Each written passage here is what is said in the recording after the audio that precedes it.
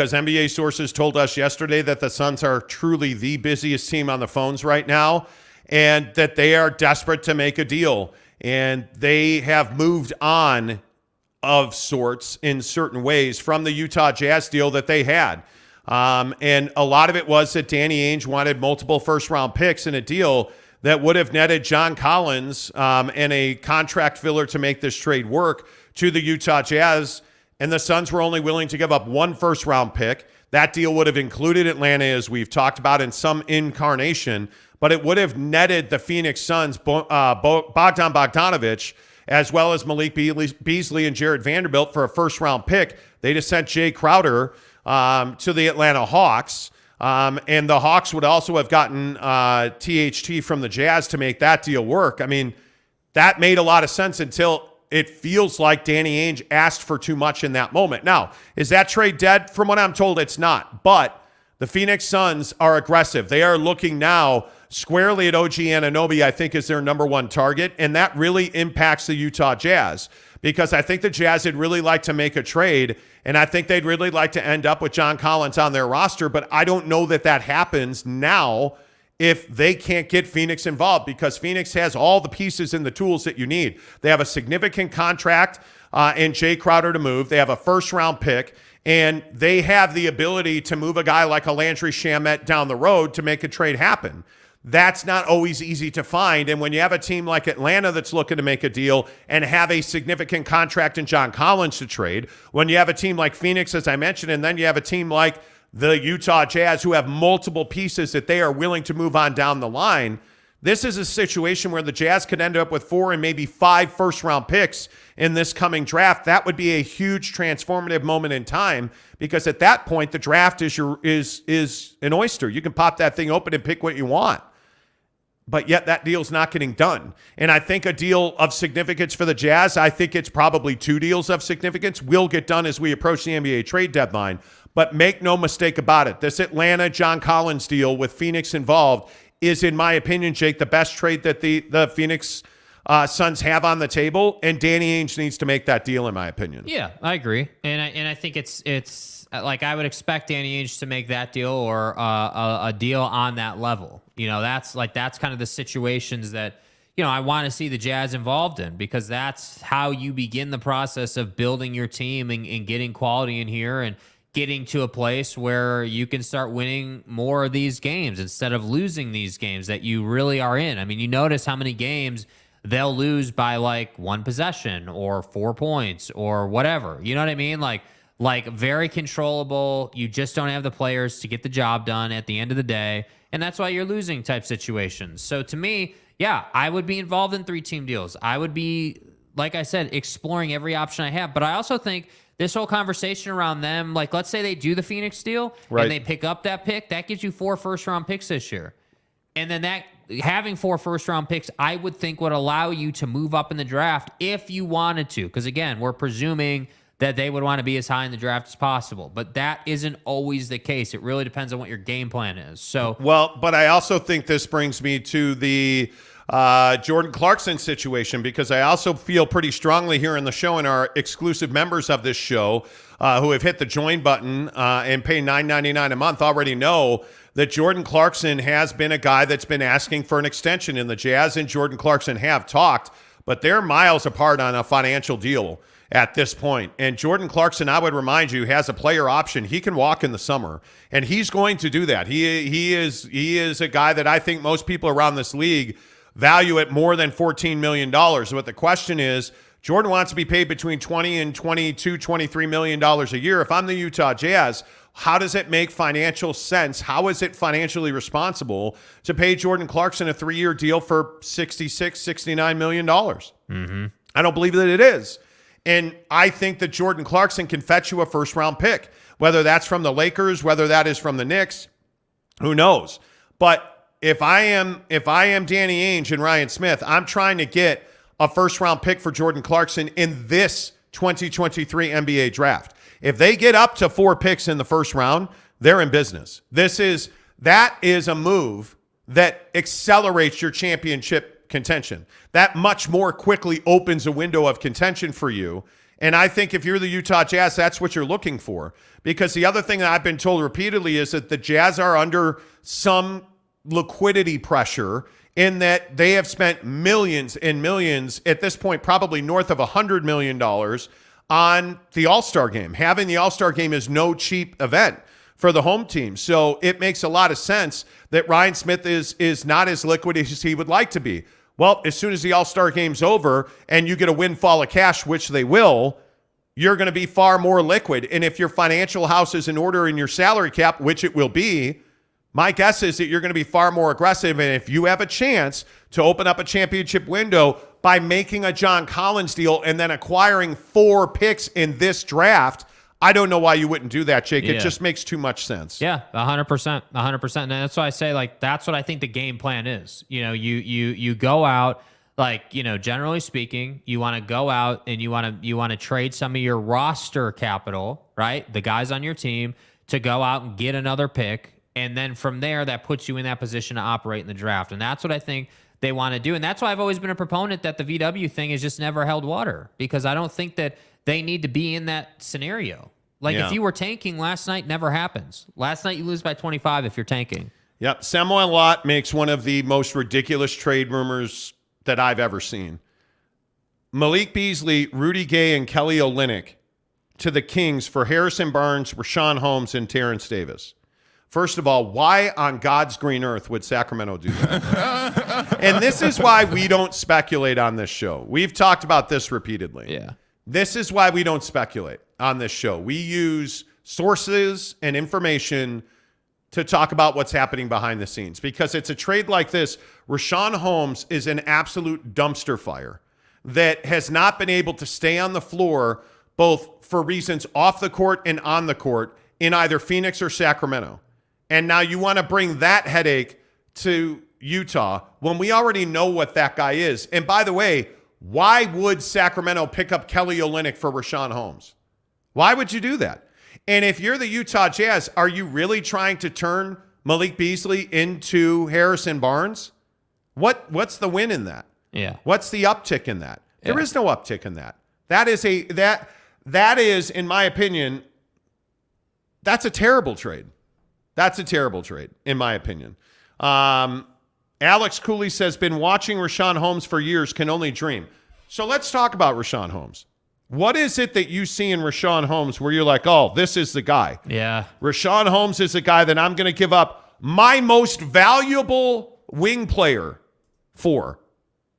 Because I'm one of the people, from what I've heard around the league, Malik Beasley's the most valuable trade chip the Jazz have. Why am I going to give up Malik Beasley to get Rashawn Holmes, who's had trouble staying in the rotation in Sacramento? He's only played 25 games. This is a guy who never plays a full season, has never not one time played a full season. His most games played were Phoenix in 2020 when he played 61 games. But let me ask you, in Sacramento, what has he done where you're like, got to have that guy? This year, 25 points, 2.8 point, or 25 games, 2.8 points a game. And by the way, he's only giving you 2 rebounds a game. So you're going to trade your most valuable wing player for a guy having a historically crappy season because he can't stay in the rotation in Sacramento, who, by the way, is now a playoff team. Yeah. Why would you do that? Another man's trash is your treasure? Apparently. And by the way, do you really think they're going to trade Harrison Barnes right now? And do you think they're going to do that for Kelly Olynyk? Like, that just makes absolutely no sense. Yeah. With all absolutely due respect. no sense. And I hope you're not taking it personally, but it just doesn't make a lot of sense. With all due respect. Harrison Barnes being passed around like unwanted leftovers. You know, like, I don't know. Here's what I'm trying to figure out. Like Brent Burnett says, dreaming, but yes, Holmes would be nice. Help me understand that. What would be nice about Rashawn Holmes? Yeah. Because if you go and read what's been going on with him. Well, why would anyone do that? Why would anyone want to read up or do homework on what's been going on with him? I don't know. That's the issue. You have to read about what these players are going through. It's not just about what he's doing or not doing on the floor.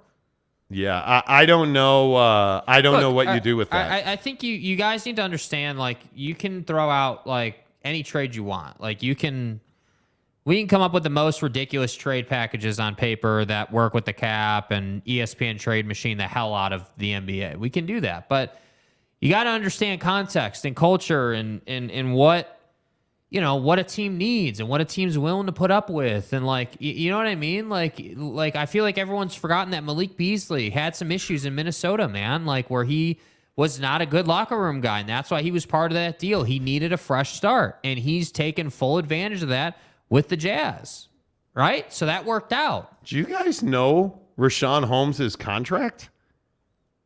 Do you guys understand what this guy's owed?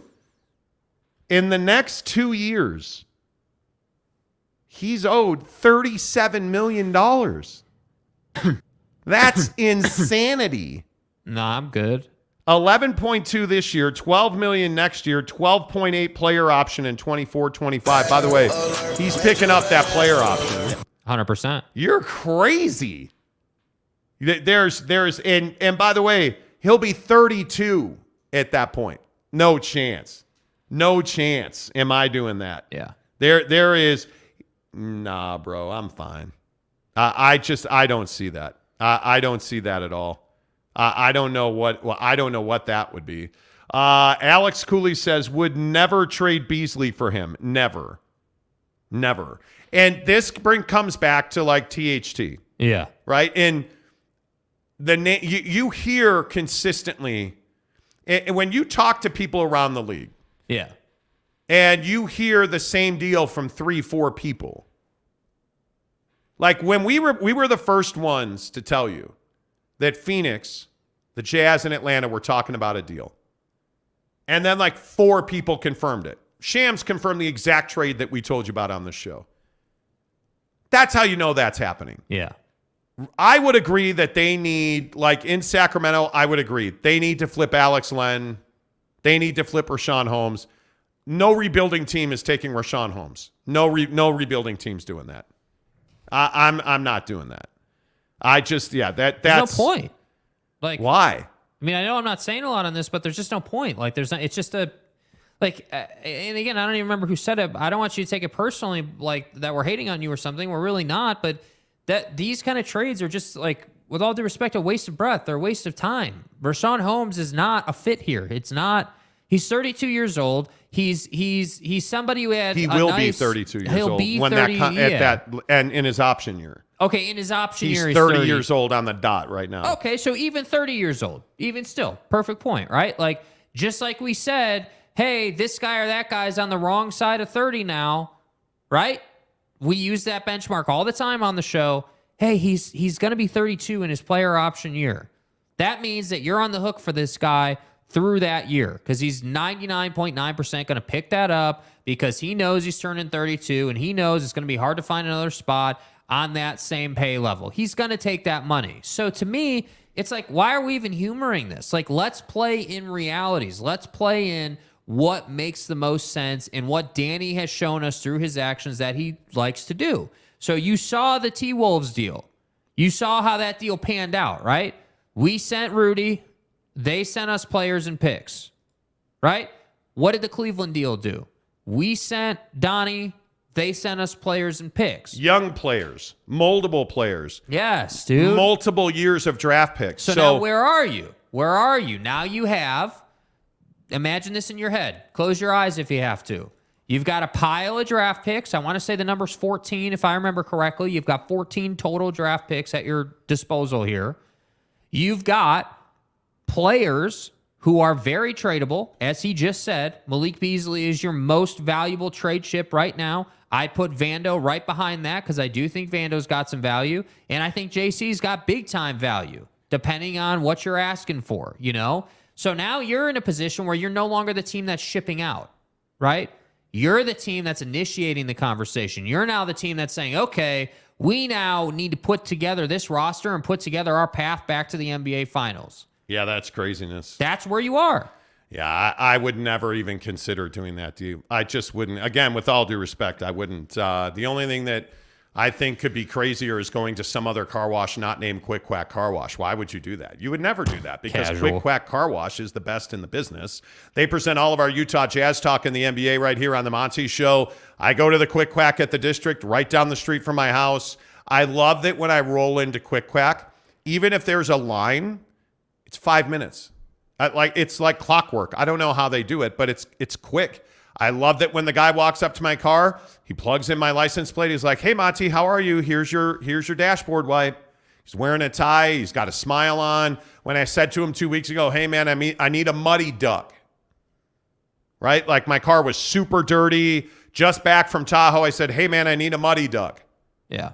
He's like, "Oh, yeah, no problem. I'll make sure." And I said, "Hey, if you look at the back, it's really bad. Just got off the highway." He's like, "Yep, no problem." He walked all the way to the tunnel to tell the guy with the little sprayer arm in the tunnel, "Hey." The guy stops me outside the tunnel, sprays the front of the car real good, sprays the back of the car real good, gives me a thumbs up. I go in, the car comes out looking spotless. Yeah. That's why I'm happy to have a membership at Quick Quack. They're fast, they're efficient, they're friendly. Quick Quack Car Wash presents all of your NBA and Utah Jazz talk on the Monty Show. Brett Burnett says Conley not washed. Jazz limped into the playoffs and choked when they had gone all in for big wins. I just think that I don't know that Conley's washed. He's not a starting point guard in the NBA anymore. You go from being dynamic, do everything point guard to being purposeful point guard, being, hey, dynamic. Like last night watching him, I was thinking to myself the whole time, man, this guy's good in the pick and roll. This guy understands angles. This guy understands when to back out. This guy understands when to drive to the basket. This guy understands when he needs to, do a quick pass through the air versus a bounce pass in the pick. Like he understands all of that. Professional pace. Yeah, totally. So you look at Mike, and I agree, Brent. Mike's definitely got trade value. Now, I don't think that they want to trade Mike, if I'm being honest. I think Mike is one of those guys that they feel like, hey, this guy's got a lot of value to us because he's a veteran. He can bring that presence. Even when he's hurt, he has a presence on our team in game because he's giving us advice and he's helping young guys. When Colin Sexton comes back, that Ochai Agbaji, like he can bring that. And I think, the only trade value that I look at Mike and I say, wow, he's got real value is to right now championship ring chasing teams. Meaning, I look at, we always use the Lakers as an example, but you can apply this logic to many teams. But I'll just use the Lakers. Imagine what Mike Conley on the Lakers would do for Bron. Imagine what Mike Conley on the Dallas Mavericks would do for that roster. Yeah. That's why Dallas, Luka's a very difficult guy to play with. My name is Luka. He's a very difficult guy to play with. And I think Jalen Brunson is showing you he's a number one. Yeah. But look at Mike Conley. Mike Conley's a guy that averages, 10 points, 8 dimes a game. He's not washed by any stretch. He doesn't have finishers here. You put him in Dallas with guys like Tim Hardaway or, again, Luka. You put him in Dallas, and all of a sudden Dallas becomes a real Western Conference contender. Yeah. Because they're missing Jalen Brunson. They're not that team this year. Yeah. Mike Conley has value around the league, but the question is, what does Mike Conley want to do? Because I don't believe that Mike Conley loves the idea of renting an apartment in a city for 3 months to chase a ring. I don't think Mike loves that idea. I think Mike would love to win a championship, but the other problem is Mike is not healthy all the time. Yeah. Mike battles injuries on the regular. But here, that's okay.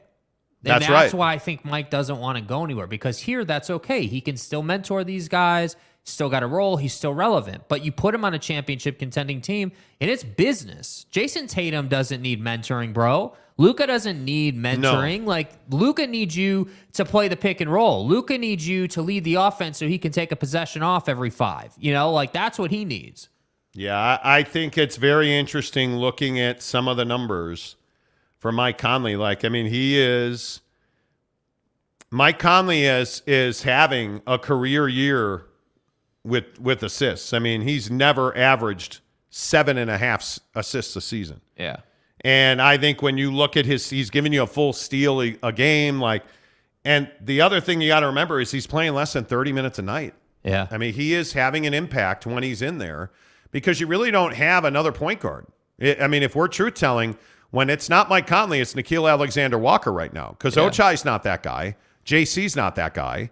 Like, I think Mike, I don't know. Alex Cooley says, I like Conley, but he's been washed for a couple of years now. No, he isn't. That's, all due respect, Alex. He's not washed at all. Brett Robbins says, Mark kicking in the finisher. Hey, guys. Is the only guy safe unless Giannis, Luka, or Jokic is in the package. Well, no, not talking about dudes' packages. Alex Cooley says, not sure what his contract looks like, but pray we are able to re-sign him or yikes. Who are you talking about? I don't know who you're talking about. Markkinen. Markkinen's on a very friendly team deal. I think he's making 16 bills. I mean, he is. Yeah, the Markkinen thing is there's just not much of a conversation there, man. They're not trading Laurie. It's not happening. Like, he's here. No. And I think the other thing that you got to remember is that Lauri Markkinen's a guy also that they're pushing hard. They are pushing hard. Yeah. For him to be an all-star. When's the all-star game? Oh, that's right. It's 10 days after the trade deadline. They're not trading Lauri Markkinen. No. He's making 16.4, 17.2, and a non-guaranteed $18 million deal in 24-25. Why would you trade that contract for a number 2 option? Yeah. You're not. I mean, that's a crazy good team deal. You could trade him at any point in any season or summer. That contract is remarkably friendly. Yeah. Really friendly. So I absolutely would not do that by any stretch of the imagination. Matthew Del Rosario. One word to describe Conley's value: stabilizer. Absolutely. Exactly. He comes in the game and, outside of some exceptions, you understand he's not going to turn the ball over. He's going to handle it well. He's going to get the offense started. And then he's going to go be in the right spot. And I agree with you, Jake. I think last night he proved again he's a phenomenal pick and roll player. And it's a beautiful thing to watch. Like, I don't mean to sit here and espouse about Mike, but like, while he may not be what he used to be, he is still really fun to watch in the pick and roll, because it's not just, set the pick, dribble, that's pick and roll.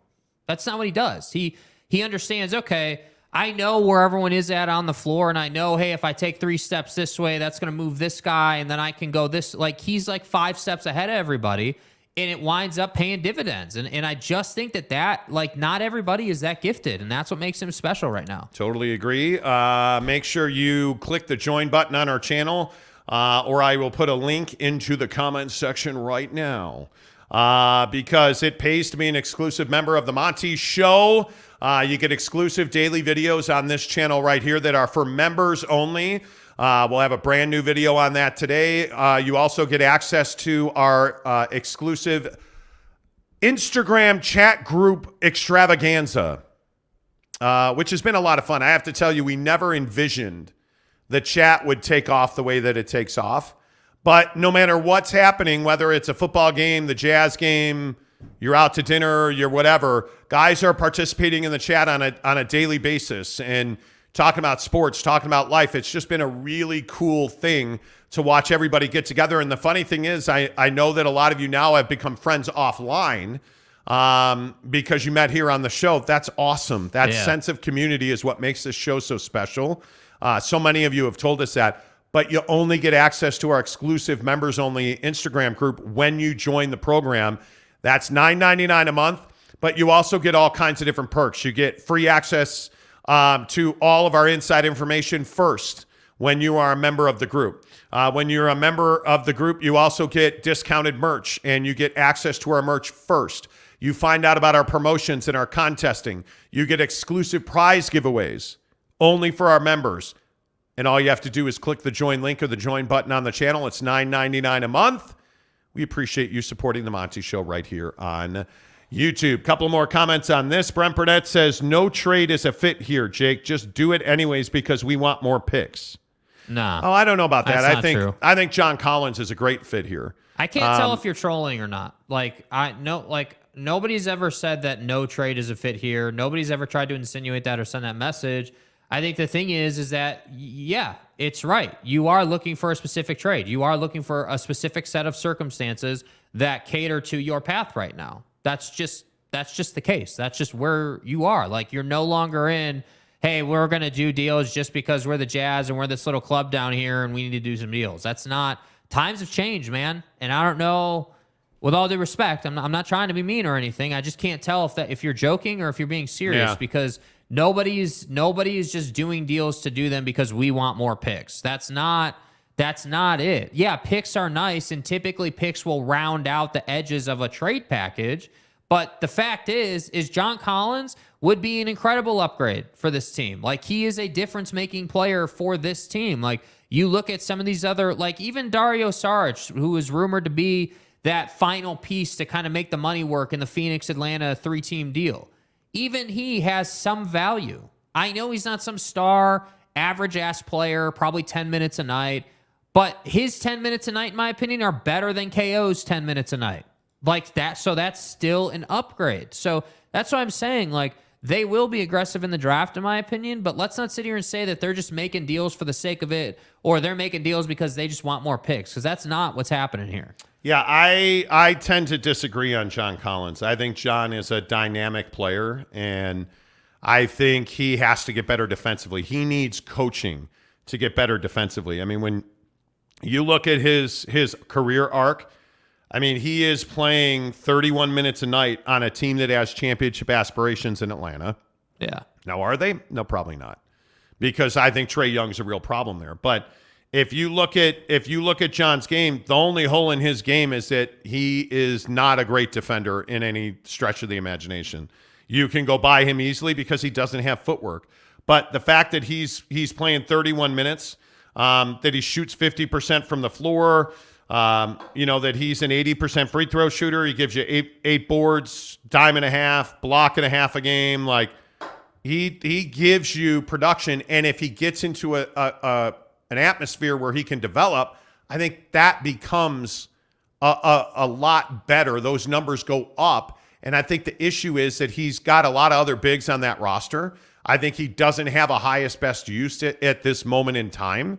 And I think they've got to retool that team completely. Yeah. So my feeling is, the only thing that makes you a little apprehensive is that John Collins is making $25 a year.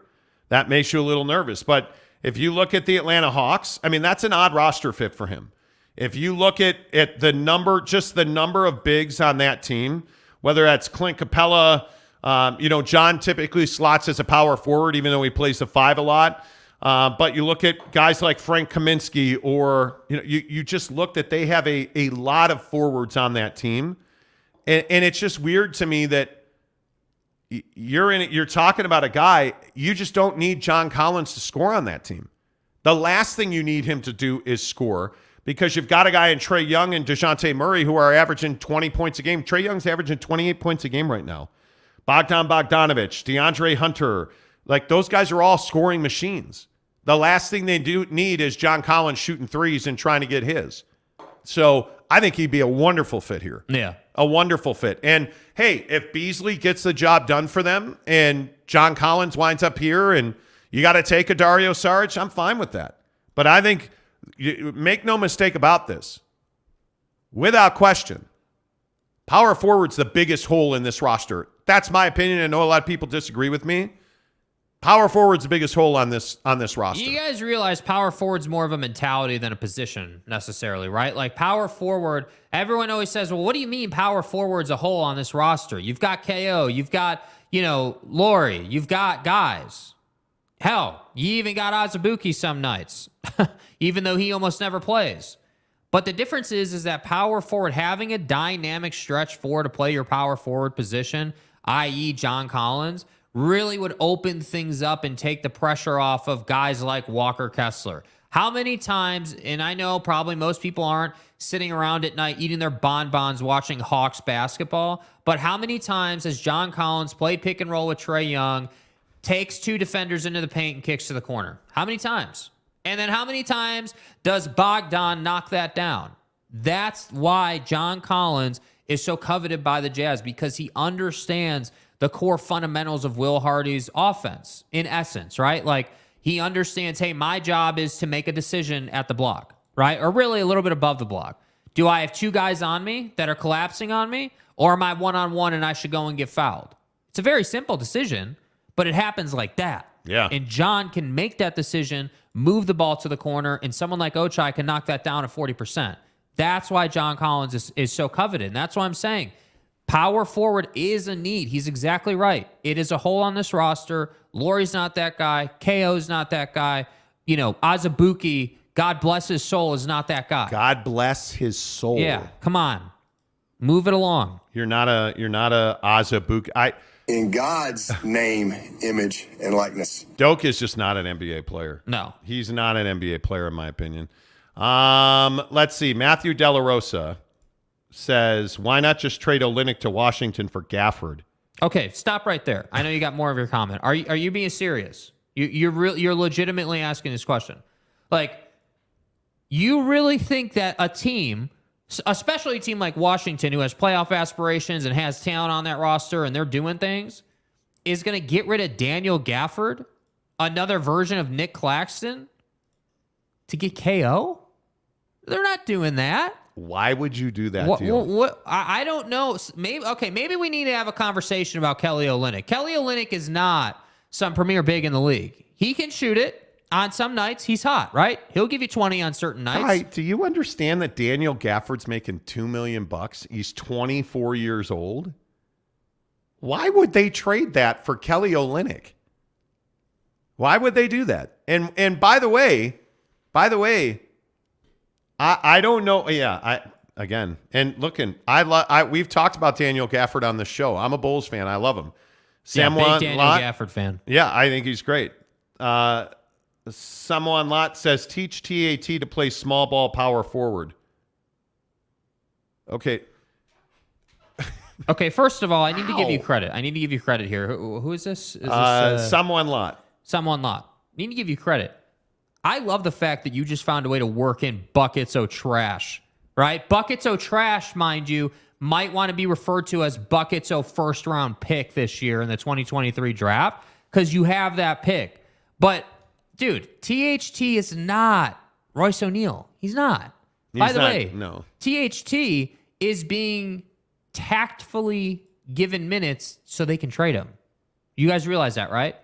He's being tactfully played so they can trade him. You don't take the skill set of a Talon Horton Tucker, who, by the way, I think is 21 years old. I could be wrong. I'm pretty sure he's 21 years old. Which is insane with the body he has. 22 years old, and he's 6'4", 235 pounds.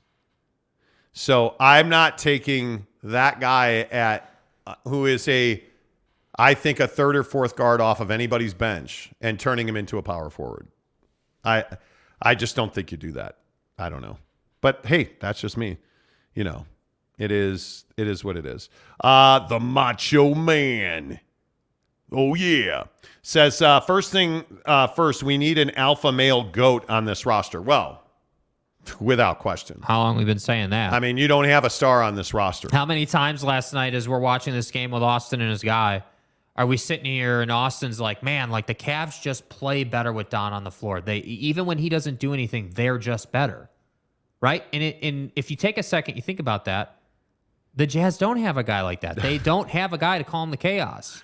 By the way, Jeremy Bolton does make a really good point. The mayor of Monty Town says Buckets are making game winners all year. Is this the dagger? Because I don't know how to break the news to you, friends. Royce O'Neal actually has been really good for the Nets. Yeah. He won the game the other night. Yeah. He shot the three really well. Opportunistically at that. My God.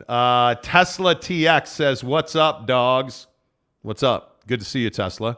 Kenny, what's up? Where you been, Kenny? What a game. One of the best games I've been to. It was awesome last night. Yeah. It was fantastic.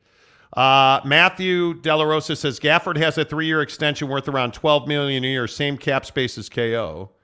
Well, I'm just telling you, I'm looking in the... I always go to Spotrac for all of my contract stuff. And we'll see, like, his extension kicks in 23-24 through 25-26. And he's going to make $12, $13, and $14 million. So, again, I'm just asking. Yeah. Why would Washington trade that guy? And by the way, is there a trade restriction on that? I'd have to look if there's a trade restriction. Because I think he signed that in October. I don't know if there's a trade restriction or not. But my point is, they're not trading Daniel Gafford for Kelly Olynyk. No. Like, they're not. Kelly Olynyk is done. Yeah. You guys understand Kelly Olynyk is dead. Done. Done. Washington could use that experience in the front court that could play alongside Porzingis. Kelly Olynyk cannot play alongside Kristaps. Yeah. Kelly Olynyk can't defend. He just can't. He had a great start, and he has completely fallen off. Completely. LFG says, bet Olynyk's defensive metrics and NBA hoops equivalent of plus-minus metrics are buckets so trash. Yeah. I would agree with that. And, I mean, he's had a great career, but Kelly Olynyk's done. There just is not a lot left there. Yeah. At all. Alex Cooley says, Roy's been balling this year. Yes, he has. We got Bucket-O built. We don't need Talon Horton Buckets-O Tuck. I like the effort. Do you even lift? Mike Phillips, Bowler Jack can't tell the difference between NAW, Beasley, and Agbaji, and it's hilarious. Yeah, he does confuse those guys. Jake almost committed a felony in a public space when he saw Thurl Bailey last night. Uh-huh. Just tell the people, admit, I had to hold you back. You were going to go and hug him. Yeah, I mean, I was proud of Buddy. I was proud of him for going on the radio this week. Buddy. I was proud of him for talking about racial inequality on the radio. Even though he wasn't blunt about it, he generalized it. But, you have to understand circumstances. He works for the team. He's got to be careful, and I'm not mocking him at all. I'm being serious. Like, you have to understand that when you're in the position he's in, he does need to be mindful. He needs to be respectful. He needs to be careful. So I just appreciate that, for once, I get a guy with the stature and the water who holds water in this town like Big T talking about, hey, I empathize with Don. I understand why Don felt like he did. So last night when Big T and Bowler, the homer, come walking up the stairs, I'm like, hey, dude, Bowler, that, or Big T, I appreciate, I really wanted to say I appreciate you speaking on that. Hey, are you guys ready for the Monty Show word of the day? The Monty Show word of the day is... And his name is John C.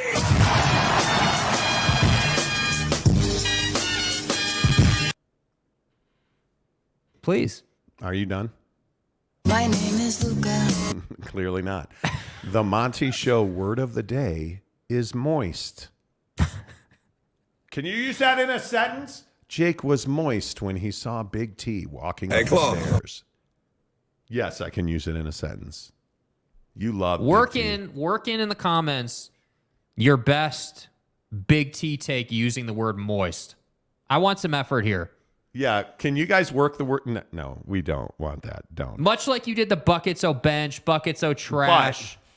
But then there is Kurt Myers, who goes super tinfoil on the windows. Tanner, do you think Don threw that game last night? Infowars.com. Infowars.com. Infowars.com is tomorrow's news today. I'm Kurt Myers, and I smoke peyote. You don't smoke peyote. It's ayahuasca. Okay? Dono should have shot the three and not the layup. Nah. He did not throw the game. He did not throw the game. He did not throw the... Anyway. Brett Robbins, do you guys think that the rim screams every time 22 checks into the game? Well, yeah, because it's getting a break. He was not happy last night. By the way. Yeah. It's not that Rudy Gay sucks. It's that he is a complete wrong fit in this system. So get your facts straight. He just is not the right guy at where the Jazz are right now. He just isn't. He doesn't suck. He's not done. He can still shoot the three at a high level. He can't defend it all, but he can shoot the three at a high level, and there's value in that. Caleb Harrison used you as an example last night.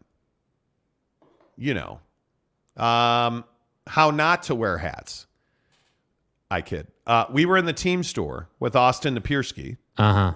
And I'm sorry, I can't remember his guy's name. I'm terrible with names. Austin Napierski's +1 last night. And while Austin was consulting his girlfriend on what to purchase, we were looking at the hat wall. And I said, that's a Caleb Harrison hat, because Caleb always wears a bright yellow Jazz hat. Yeah. And I appreciate you. He says, Kelly had 19, 8, and 5 and shot 7 and 5 from the field. What do y'all mean he's done? Oh, he's done. I didn't say he's done. I said that he's not some washed up Like, he's not. Look, dude, the guy can contribute, but the problem is that he also makes the boneheaded play. He also makes the bad turnover. It's not. Yeah, he's got stats, sure. But I'm sitting here saying, man, like, he's not stopping anything that happened last night. You want to put Kelly on Jared Allen? He's not stopping Jared Allen. Like, come on. Against Memphis, he had 19 points, 8 boards, 5 dimes, 5 turnovers, and 4 fouls. And then How many minutes? 29 minutes. Big minute night. Against Chicago, 30 minutes, 2 of 7, 0 of 3 from 3, 6 points, 5 personal fouls, and a turnover. Okay. Houston, 21 minutes, 1 of 6, 0 of 3 from 3, 4 rebounds, 4 dimes, 5 fouls, a turnover, 2 points. Sacramento, 28 minutes, 2 of 7, 1 of 4 from 3, 6 boards, 4 dimes, 5 points, 5 fouls, a turnover. He's just not a contributor at a high level anymore. If he's making threes, great. Who's better, Rudy Gay or Kelly Olynyk? I mean, isn't that Spider-Man pointing at Spider-Man? Like, yes. What are we even talking about? Yes. Kelly Olynyk, again, I say the same thing about Kelly Olynyk. I think he'd be fine as a third center off the bench on a championship team. You need somebody to make a three? Okay, cool. Kelly can do that occasionally. Yeah. But his days of November performances are over. It's over. Like, do you guys understand he averaged 13 points a game in November? He's averaging 8 points in January. Yeah. He's not that guy. He just isn't. He's done. Like, he's just not and when I say done, he's not a high performer anymore. Yeah. He's not a player of consequence. He's not. He's not. He's not deciding whether you win or lose. He's just not, in my opinion. I don't hate the guy, Caleb. He has to foul because he can't protect the paint, unfortunately. True. I don't disagree with that at all. Caleb also says it's time for the Jazz to try different lineups for sure. Walker Kessler seems to be more consistent. He should be your starting center every night. Because what are you playing for at this point? Yeah. A play-in spot? Okay, cool. Let's see what you do at the trade deadline. Yeah. Yeah. Because the other thing that I worry about is the Brooklyn pick now doesn't look so good. The Minnesota, is Minnesota going to suck all year? Yeah, apparently. Are they ever going to improve? No. I mean, if you look you want to talk about an odd mix of players. Yeah. And Cat's coming back soon. They say he's progressing. The Lord of the Rings Two Towers concept hasn't really worked out, has it? No, it really hasn't. The Jazz, by the way, are in the 10th spot in the West. You see how different of a position these two are in? Minnesota at 9, a team that's grossly underperformed, a team that has disappointed at basically every juncture of the season. And no, I'm not just pointing at Rudy. I'm pointing at Cat. I'm pointing at, Edwards, D'Lo. Like, they got a lot of guys on that team that just are not getting the job done. And the problem is that you're invested heavily up to your eyeballs on this roster, and that's just not going to be good enough performance-wise. Somebody needs to help me understand how they have spent so much money. They have spent so much money. They're $147 million. Yeah. And Gobert's making 38, and Carl's making 33, and D'Lo's making 31, and Ant's making 10, and you're just not good. Yeah. You're not good. And I also think they're going to trade Jaden McDaniels because they got to go and get some help. Yeah. I think they are going to wind up trading. If I had to guess, I think they are probably going to wind up trading Jaden McDaniels and Jalen Noel to go and try and get somebody to help them. Yeah. And I don't know what you do with that, man, because Rudy Gobert is an absolute weight around your neck. Uh-huh. And you are in the deep end.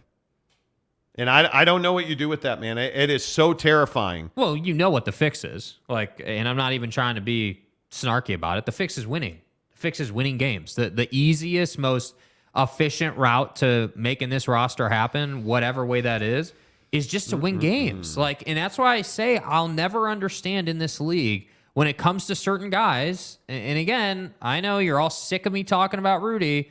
Rudy should be coming off the bench. Like, I'm going to be real honest with you guys here.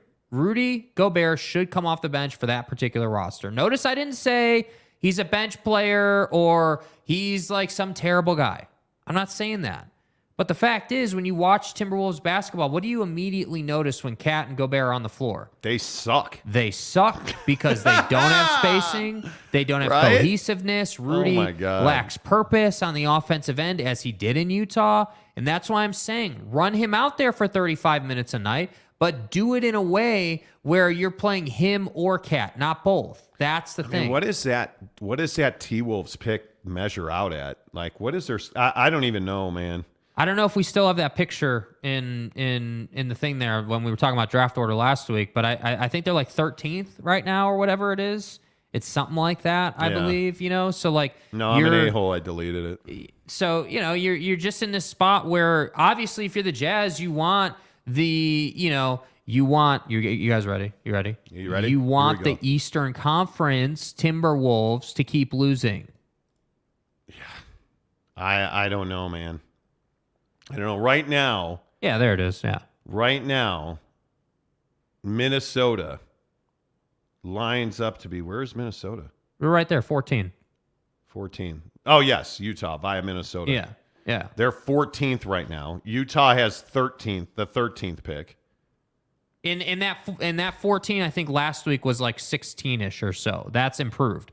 So that's what I'm saying. So like, you'd have 13, 14, and 27 right now. That's why I'm telling you guys. Like, everybody's got a bone over, we've got all these picks. Hey, Daddy, look at all the picks we've acquired. Yeah. Oh, my God. Yeah. They're not that great. They are not that great. And if you look at 13, 14, 27, I mean, you need to make a trade to get you Going. some goodness. Yeah. But that's Right? what I'm saying. You look at like... Because you don't have a second-round pick, if I remember right, do they? But like the Phoenix situation, while you look for that.